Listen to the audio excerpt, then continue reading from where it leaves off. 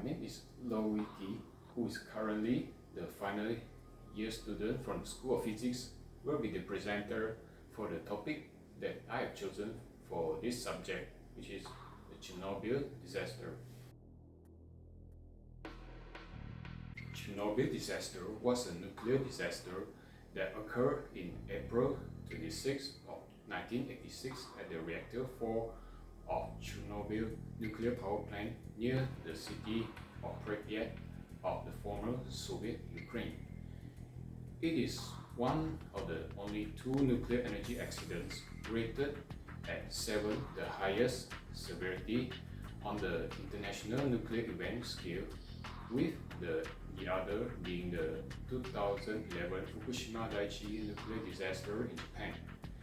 The initial emergency response, together with later decontamination of the environment, involved more than 500,000 personnel and cost an estimated 18 billion rubles, which is equivalent to 68 billion US dollars in 2019 after adjusted for inflation.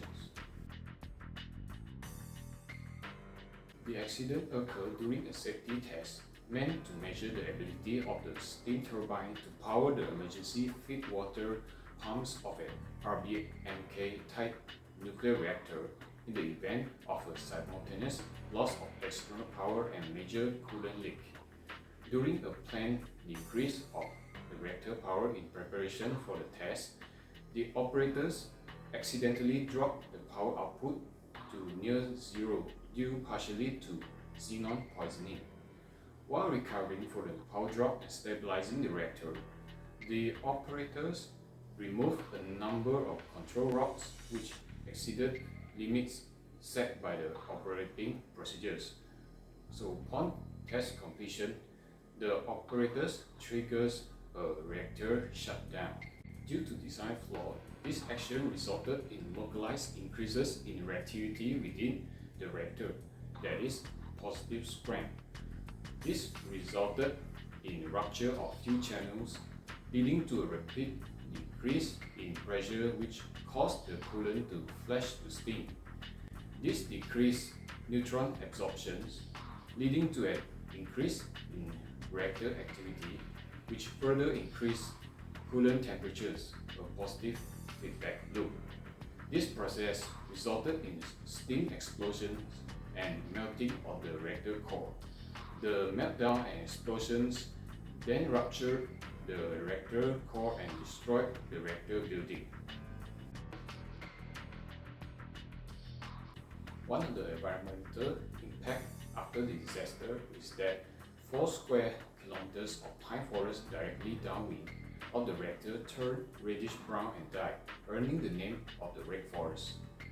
The radioactive contamination of aquatic systems, which is the Pripyat River near the plant, also became a major problem in the immediate aftermath of the accident. Bioaccumulations of radioactivity in fish resulted in concentrations both in Western Europe and in the former Soviet Union that in many cases were significantly above guideline maximum levels for consumptions. Animals in the worst hit areas either died or stopped reproducing, and the mutation rates for plants and animals also increased by a factor of 20 because of the release of radionuclides.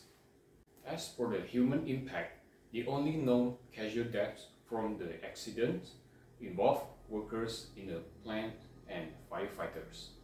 The reactor explosion killed 2 engineers and severely burned 2 others who were among the 237 workers hospitalized in the immediate aftermath. Of the hospitalized workers, 134 exhibited symptoms of acute radiation syndrome, ARS.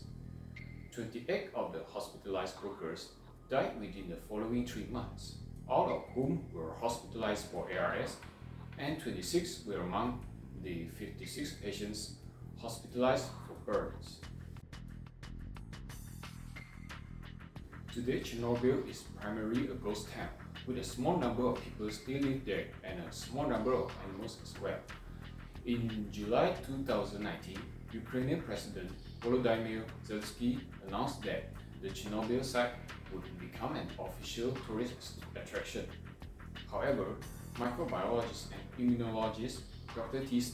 recommends tourists to wear clothes and shoes they are comfortable with throwing away and avoid plant life, especially the depths of the forest due to the high levels of radiation.